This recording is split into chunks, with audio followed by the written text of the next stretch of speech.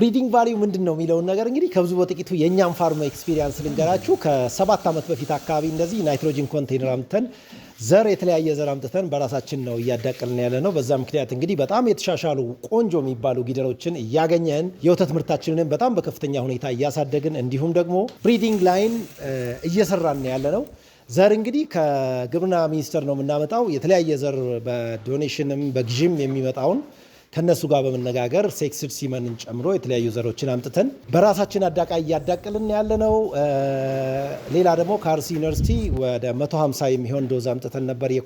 ከኮሪያ የመጣ የሆልስቴን ፍሬዣን ዘር በጣም ቆንጆ ጊደሮችን አግኝተን አሁን የልጅ ልጅ ሁላ እያገኘን ያለ ነው። በጣም ቆንጆ ፔዲግሪ ያላቸውን ጊደሮች አግኝተን በጊደርነት ከ30 ሊትር በላይ የሚታለቡ ጊደሮችን ወይም ደግሞ ላሞችን መያዝ ችለናል። ብሪዲንግ ላይ በጣም ስማርት ስራ ሰርተናል ብለን እናምናለን። በዛ ምክንያት እንግዲህ በጣም ፕሮዳክቲቭ ላሞች አሉን። አጠቃላይ ሪከርዳችን ከ25.5 ፐር ካው እየደረሰ ነው ያለው በዚህ ሰሞን። ብሪዲንግ ላይ እንግዲህ የማይረሳ ነገር ሪከርዲንግ ነው። ሪከርዲንግ አንድ ላም ስትዳቀል የአባቷን ቁጥር የእናቷን ቁጥር በትክክል ጽፎ የእናቷን የፕሮዳክሽን እና ሌላ ነገሮችን ጠቅላላ ማስፈር ሪከርድ መያዝ እጅግ በጣም አስፈላጊ ነገር ነው።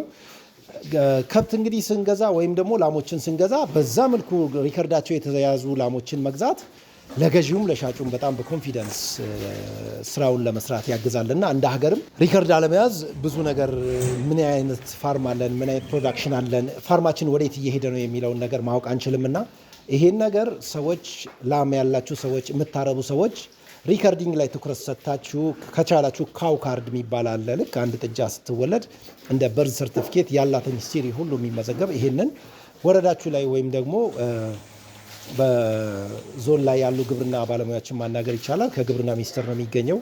እያንዳንዱ ፋርም ትልቅም ሆነ ትንሽ ሪከርድ መያዝ ምንም የሚያግደው ነገር የለም።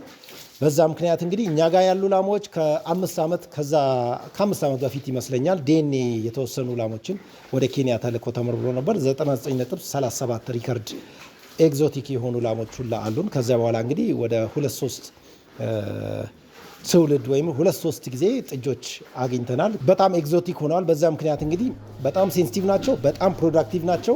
ቆንጆ ላሞችን መያዝ ችለናል። ሪከርዲንግ የሚናቅ ነገር አይደለም፣ ፋርም ውስጥ እጅግ በጣም ወሳኝ ነው።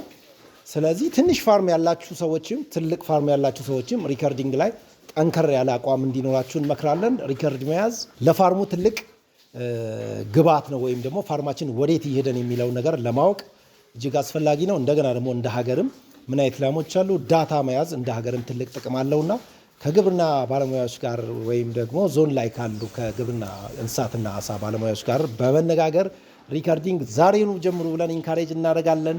እኛ ጋር የሚኖረውን ኢንፎርሜሽን ወይም ደግሞ ሪከርዲንግ እንዴት እንደሚጀመር በግልም ብትጠይቁን ልናስረዳችሁ፣ ልንመክራችሁ፣ ጋይድ ልናደርጋችሁ እንችላለን ወይም ደግሞ ፈቃደኞች ነን። እናመሰግናለን።